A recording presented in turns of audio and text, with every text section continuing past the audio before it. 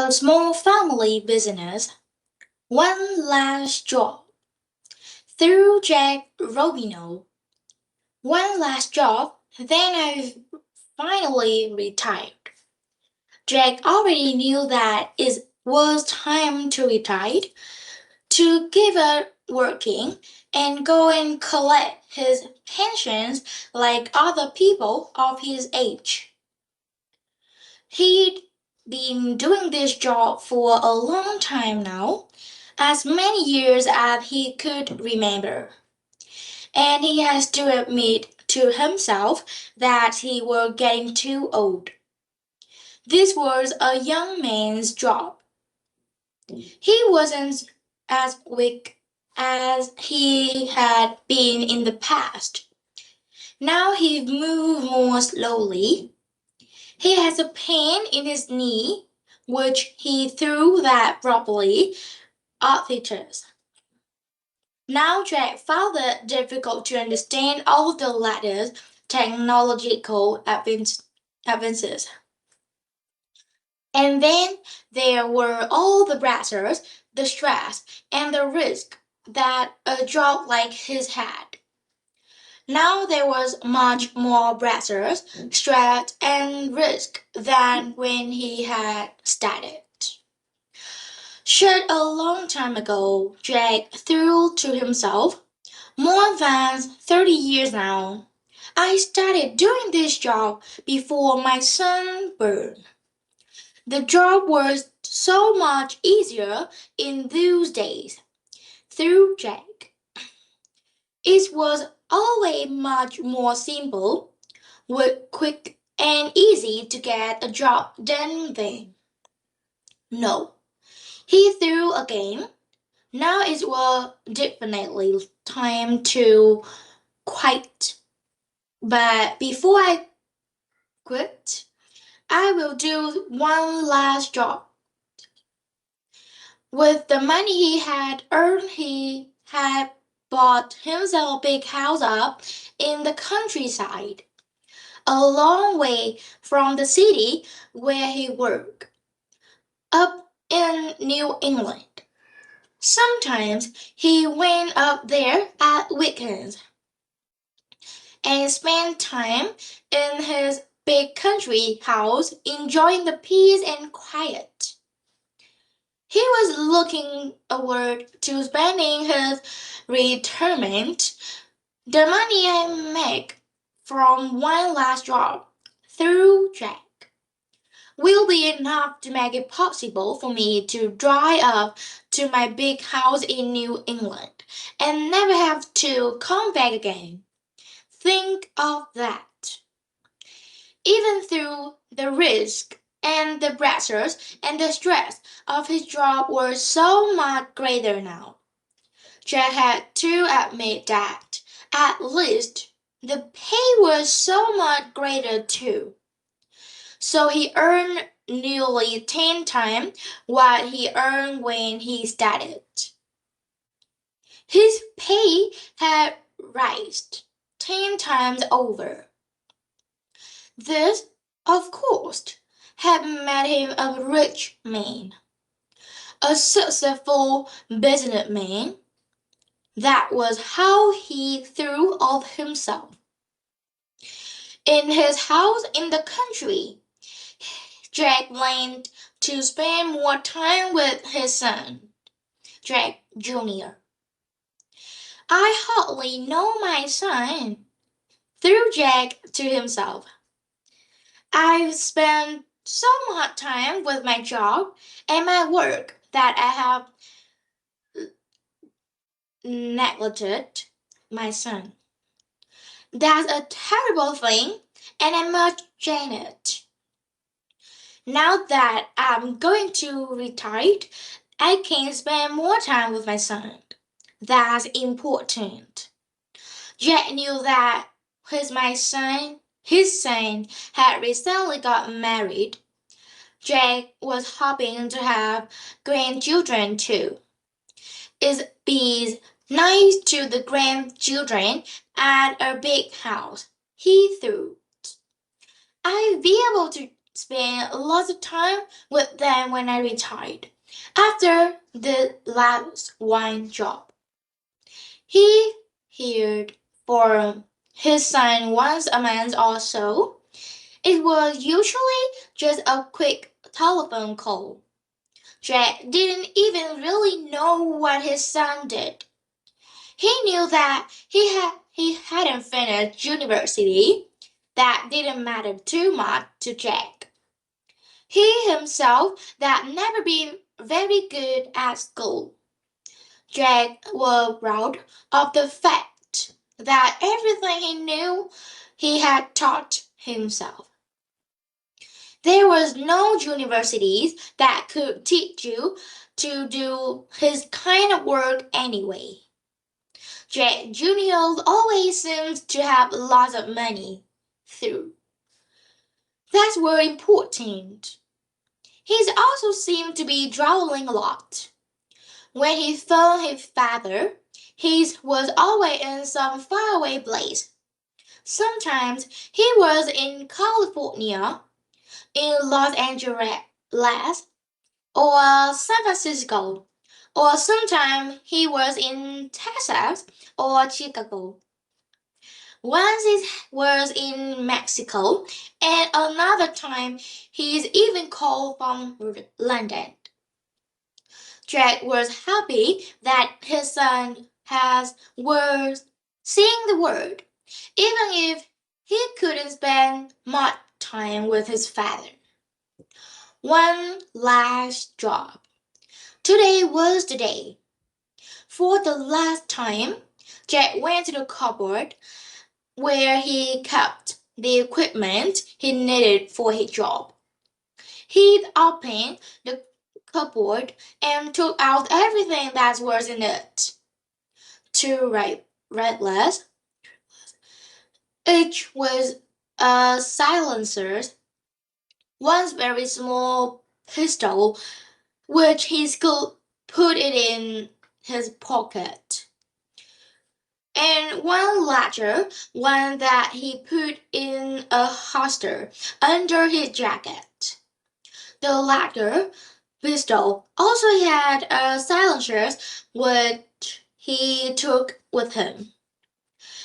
He cleaned the pistol and the rifles carefully, loaded them with bullets, then put the rifles in their cases and went outside and put them in the boot of his car.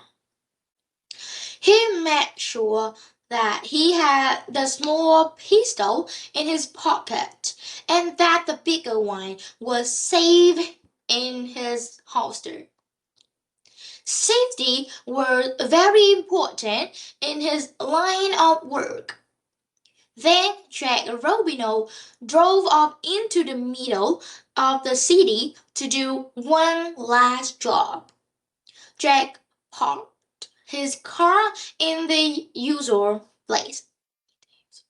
He's always stopped at a telephone box on the corner of Madison's Avenue and West 42nd Street, near the Grand Central Station, just next to a bar he liked. He knew that his employer was going to call him on that phone in actually 5 minutes. He checked his watch. He sat in the car for 3 minutes. Then he got out of the car and stood next to the phone. 2 minutes later, the telephone rang. He picked it up immediately. There was the usual voice on the end of the line. It was his employer's voice. It was the voice that always called when there was a job to be done. He has heard this voice now in more than 30 years, always telling him what to do, where to go, who to look for. He had never met the man who owned his voice. Jack didn't care. It didn't matter. It wasn't important who owned the voice. The voice told him what to do. He did it. The money arrived later. It was a good business arrangement. The voice spoke. Single white male, age 33, short black hair. He will be arriving a black Mercedes sport car.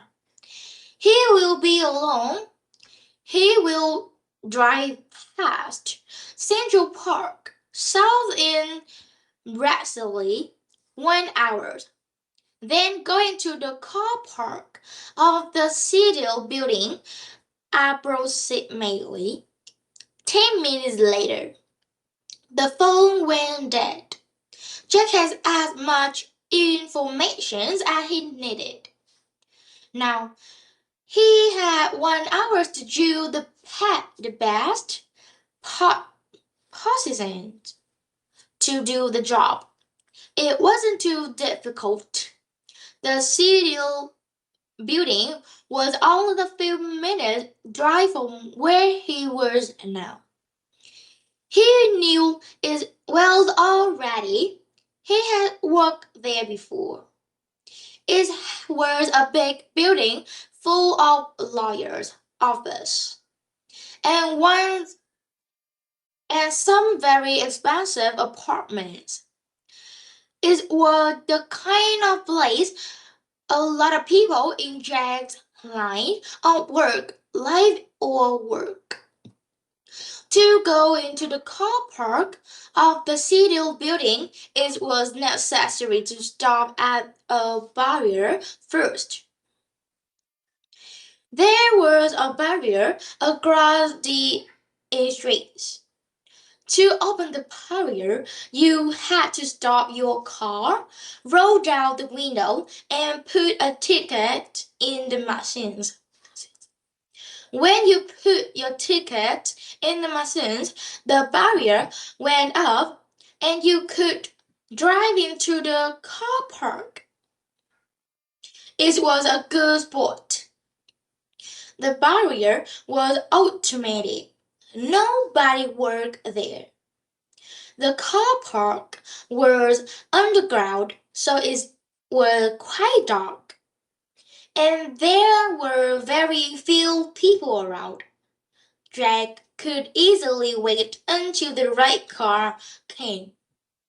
Wait for the driver to roll down his window and then, well, one shot would be enough. It would be quick, clean, and without problems. Nobody would see him. He could easily put the gun back in his pocket and disappear. Nobody expected a respectable 65-year-old man to be a killer. He chose the gun he needed. The large pistol would do the job. Perfect. He put it in his holster under his jacket and put the silencers in his pocket. He has an hour. He went to the bar. He liked near the Grand Central stations, where he sat down to read the new paper and have a coffee. He couldn't spend too much time there. He knew he didn't want anybody to remember seeing him there. Stevens was a busy place, and because it was next to the station, there was lots of people coming and going all the time. He checked with his watch. He still had lots of time. He got up and took the bus to a stop just outside the Citadel building. He was still early. He walked around the blocks. stopping every now and then to look in the shop window. He dragged his watch again. About 30 minutes to go. He wasn't nervous. He didn't get nervous anymore. He has used to it. He just felt tired now. Still, this was the last one. He told himself again. This one was the last job. He was thinking more about his nice big house in the country, in the day he wanted to spend in his family. It was definitely time to retire. The job had become more violent over the last few years. Before he threw of himself as a businessman who did job for a client, it was always quick and efficient. Today he found the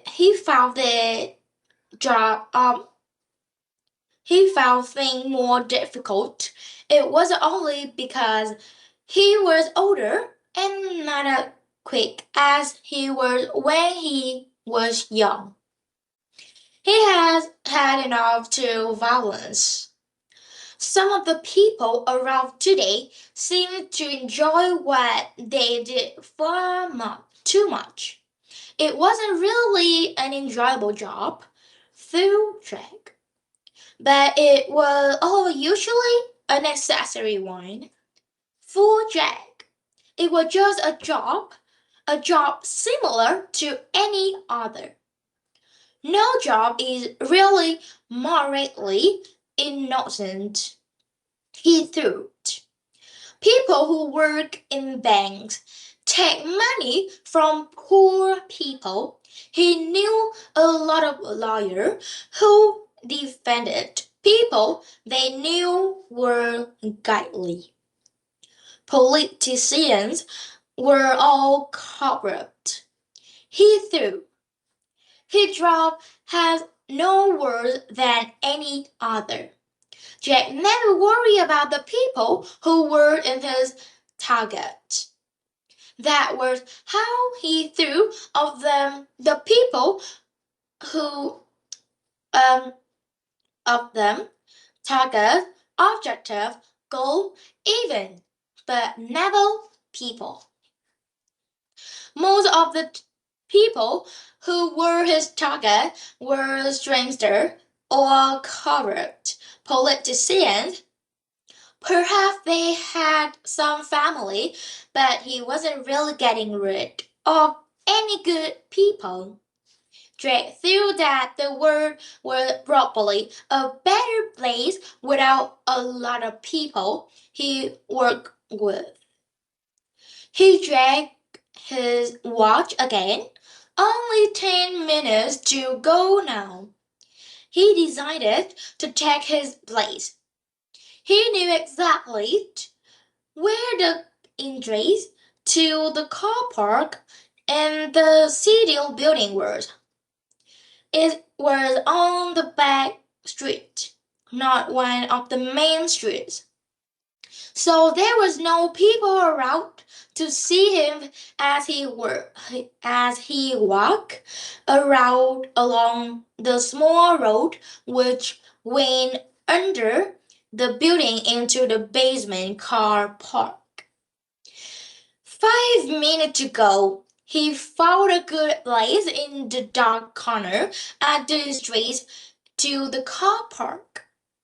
From here, he could see everyone who was coming into the car park. A couple of cars had a red sport car, a big gray 4x4. He was sure nobody could see him. Jack Robino was a rap professional, an expert. Then came a black Mercedes sport car. Jack touched the pistol in his holster. He was ready. He took one step forward. Out of the shadow, he put his finger on the stringer. Now he began to pull the gun out of its holster. But no, wait, stop. It wasn't a single wait, man. It was a woman. She was blonde. She had a drive on the seat behind her. Jack stopped immediately and took one step backward, back into the shadow of the corner.